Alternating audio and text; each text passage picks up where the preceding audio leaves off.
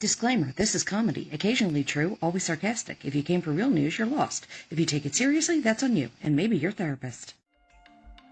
Live from wherever bad decisions meet breaking news, this is All the Things Weekend Update. The news you didn't ask for, delivered by people who definitely shouldn't be trusted with it. We bring you the headlines, the sarcasm, and just enough accuracy to get fact-checked by a Karen on Facebook. This isn't CNN, this isn't Fox, this is All the Things Weekend Update.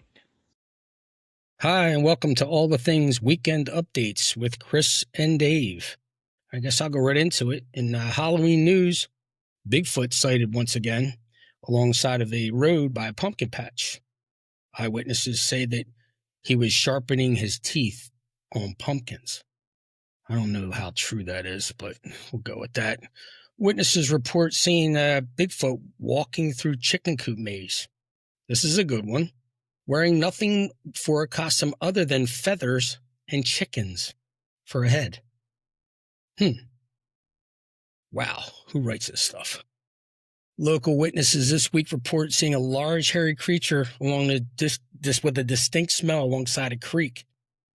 I don't know if that's true or not, because my next door neighbor John was behind the neighborhood by the creek, and he was seen taking a bath because he does smell, and he seems when he comes around parties, he doesn't bathe. And now they reached out to Bigfoot for a comment, and his comment was, "I'm no longer talking to humans because I'm sick and tired of this fake news crap." Kris? Well, that was quite interesting.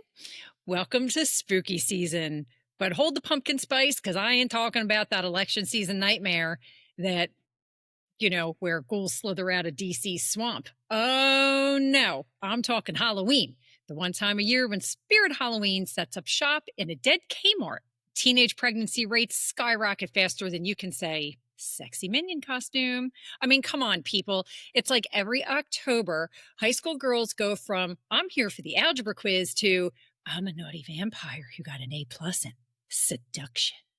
And don't get me started on the husbands of America stumbling around like they got turned into zombies at the clearance rack special. They're out here drooling, dazed, and praying their wives do not pull out that sexy nurse costume from 2003 that's been haunting the attic like a cursed Polaroid. But oh, the wives, they're like, honey, hold my Chardonnay. I'm dusting off the Playboy bunny ears and I'm ready to make bad decisions. It's the only holiday where dads are clutching their Home Depot clearance pearls, begging, sweetie, how about you just dress nice and wholesome like a pumpkin this year? And moms are like, nah, I'm channeling my inner feral Catwoman. So this Halloween, folks, watch out. The ghouls aren't getting a little too booed up. You know what I mean?